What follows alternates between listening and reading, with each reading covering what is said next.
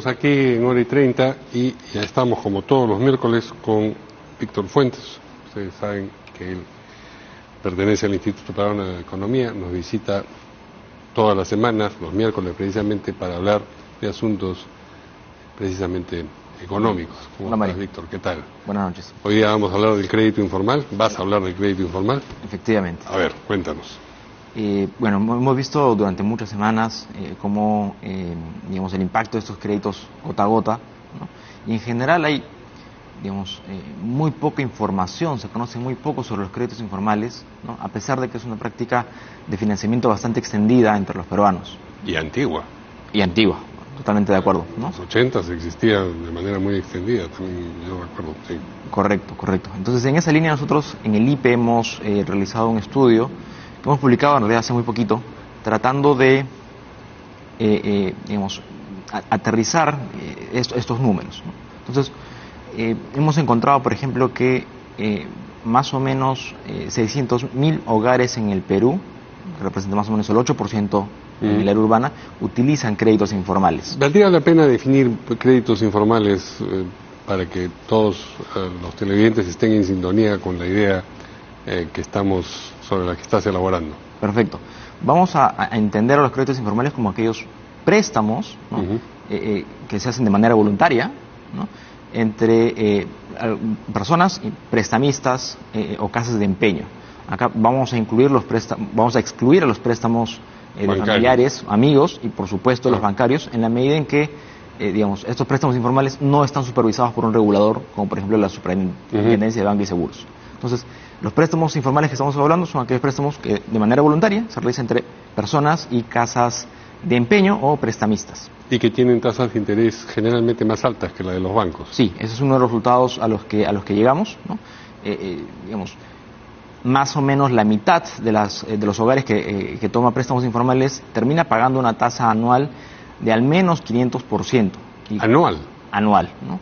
Y cuando decimos al menos es porque en realidad puede ser mucho más alta. Por ejemplo, un préstamo que se hace a un plazo de un mes, ¿no? Con un solo pago, la tasa, digamos, al final del periodo es de 20%, pero si eso lo anualizamos para, digamos, tener una comparación más justa con el sistema formal, eso significa más o menos 800% anual, ¿no?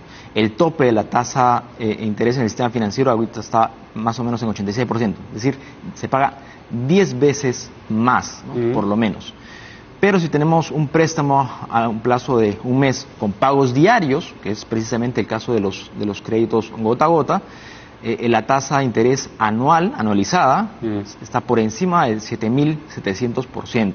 ¿Y tienen, digamos, datos sobre más o menos en cuánto tiempo se matan esos préstamos? Es decir, ¿se extienden a veces efectivamente por un año o habida cuenta de lo oneroso que resulta para el deudor, se busca matar la deuda a la vuelta de la esquina? Tenemos datos muy interesantes al respecto.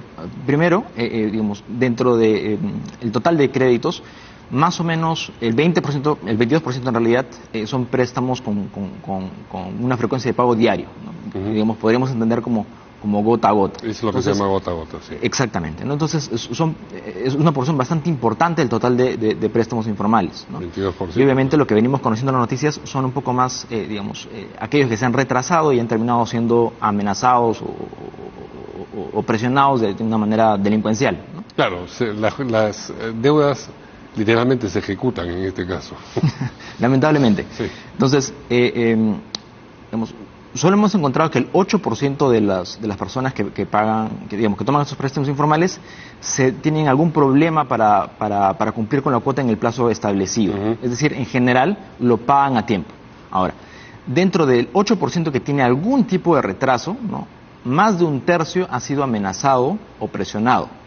Entonces nosotros tenemos la hipótesis de que esta cifra, que puede ser pequeña, ¿no? En realidad basta para incentivar a que el resto de los hogares que han tomado algún préstamo informal finalmente termine pagando. Claro, porque sienten la amenaza. Totalmente. Respirándoles en la nuca. Exactamente, ¿no? Entonces esto nos lleva un poco a reflexionar sobre el tamaño del crédito informal y la penetración, ¿no? Y hemos encontrado que anualmente los créditos informales moverían por lo menos 1.000 millones de soles. Ahora, para entender qué tan grandes son 1.000 millones de soles, ¿no? Esto representa más o menos el 80% de los créditos de consumo y a microempresas de las cajas rurales, ¿no? Para tratar de... ¿Y de dónde provienen los fondos de estos préstamos? Ese es un buen punto. Nuestro análisis se centra un poco más en la demanda, ¿no? Ciertamente una parte de esos créditos informales viene de algunas casas de empeño y prestamistas que, como mencionabas, han existido históricamente, pero otra parte indudablemente también viene de actividades ilícitas. Sí. Entonces, digamos, en este punto es difícil trazar una línea, pero definitivamente hay ese componente muy fuerte que se refleja en que más de un tercio de estas personas que se terminan demorando finalmente son amenazadas, ¿no? Ahora, esto nos lleva finalmente a una reflexión un poco más grande de cómo hacemos para promover un mayor uso del crédito formal, ¿no? Y un aspecto muy importante tiene que ver con la labor parlamentaria, digamos, que a partir de buenas intenciones finalmente se termina legislando en contra de los propios consumidores, particularmente la ley que se aprobó hace un par de años sobre la ley de tope de las tasas de intereses. Claro. Ha terminado excluyendo el 25% de los créditos de consumo y microempresas en el sistema financiero, ¿no?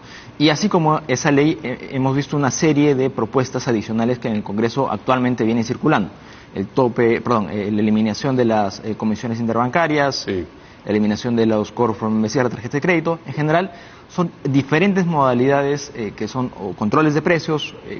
Ya hemos visto que esto, independientemente del sector en el que se aplique, termina perjudicando a los consumidores. Genera mercados negros. Totalmente de acuerdo. Esto es un mercado negro de crédito. Exacto. Ahora, otro punto. Y violencia, que es lo que está habitualmente asociado a las escaseces de los mercados negros, sí.